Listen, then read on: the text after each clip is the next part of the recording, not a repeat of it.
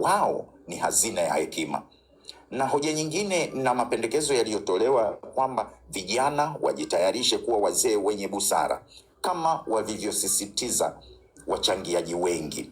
Kauli zilizotoka hapa na ambazo zimenukuliwa mara nyingi, zilinukuliwa katika maelezo na wachangiaji. Kauli ya kwanza ilitolewa na Spana. Kauli hii inasema amani haijengwi kwa nguvu, inajengwa kwa busara za wazee, viongozi wa dini na wa kimila. Kauli ya pili ilitolewa na Nancy ikisema kwamba hekima ya wazee ni urithi bora kuliko mali. Kauli ya tatu ilitolewa na Davis Dennis, vijana wa leo wasipowasikiliza wazee watakuwa wazee wa hovyo kesho.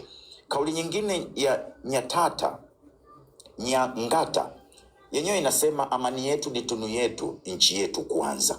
Tathmini kwa ufupi ya majadiliano yale kwenye mtandao, mjadala huu umethibitisha kwamba amani na utulivu wa Tanzania hutegemea urithi wa hekima kutoka kwa wazee, viongozi wa dini na viongozi wa kimila. Serikali inapaswa kuimarisha utambuzi wa makundi haya kwa sera, elimu na ushirikiano wa kudumu.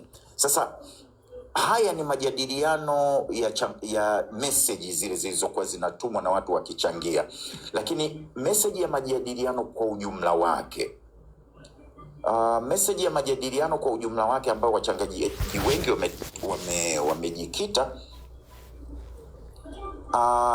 ilionyesha umuhimu wa wazee, lakini ikaonyesha namna bora wazee walivyoweza kufanya kazi kwa bidii, lakini ikaonyesha ni namna gani tunaweza kushirikiana kwa pamoja kuhakikisha kwamba kila jambo linaenda sawia sambamba.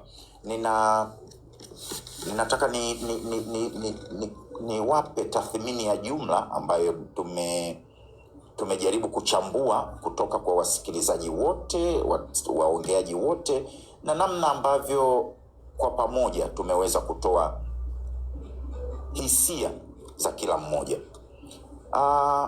Uhalisia wa kimya cha wazee kutoka kwenye tathmini ya kina, viongozi wa dini na wa kimila. Ukweli ni kwamba Tanzania imeingia kwenye kipindi ambacho sauti za busara zimepungua mno au zimekuwa zenye hofu. Hali hii imesababishwa na hofu ya kisiasa, kudhibitiwa kwa uhuru wa maoni na vitisho vya dola, migawanyiko ya kimaslahi na kisiasa ambapo baadhi ya viongozi wamejikita katika maslahi binafsi, mabadiliko ya kijamii na kiteknolojia ambayo yamepunguza ushawishi wa viongozi wa jadi na kuongeza sauti ya vijana kupitia mitandao.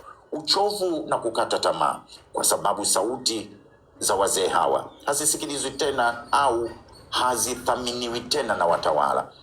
Kucheleweshwa kwa kuchukua hatua, jambo linalofanywa kauli zao zionekane kama uchochezi badala ya hekima. Kwa ujumla, kimya hiki ni cha hiari tu, ni matokeo ya mabadiliko ya kisiasa, kijamii na kimaadili ambayo yamepunguza nguvu ya makundi haya kama walinzi wa amani na maadili. Nafasi yao kihistoria na kihalisia. Ukweli ni kwamba kihistoria makundi haya yameheshimika sana. Wazee walikuwa wasuluhishi na walinzi wa maadili, lakini viongozi wa dini walikuwa nguzo za haki na upatanisho, na viongozi wa kimila walilinda utambulisho wa jamii na mila za amani. Lakini kwa sasa utambulisho huo umekuwa wa maneno zaidi kuliko vitendo. Serikali inatambua umuhimu wao katika hotuba na nyaraka, lakini ushirikiano wa dhati wa kisheria na kitaasisi bado ni mdogo na unaohitajika sasa. Kwa mfano, hawashirikishwi ipasavyo kwenye maamuzi ya kitaifa. Wanaonekana kama wachochezi wanapotoa maoni yao ya kweli, na hawana jukwaa rasmi la kitaifa la kutoa ushauri au kuhamasisha maridhiano.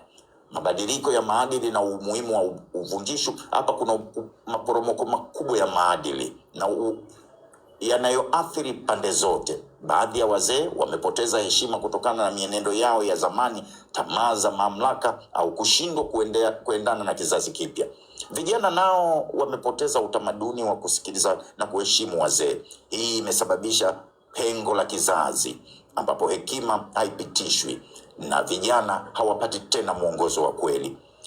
Heshima na mamlaka ya kimaadili hayaji kwa umri pekee, bali kwa tabia, busara na uwazi wa moyo. Hili ndilo eneo kubwa zaidi la kuporomoka kwa kijamii. Wachangiaji wengi wameiona tathmini ya kisheria na kisera ikiainisha kuwa sheria Tanzania katika katiba ya Jamhuri ya Muungano, kwa mfano kifungu cha 18 inayotoa uhuru wa maoni na kupata habari. Hata hivyo, sheria kama Media Service Act ya mwaka 2019 na matumizi ya vyombo vya dola na ukosefu wa uwazi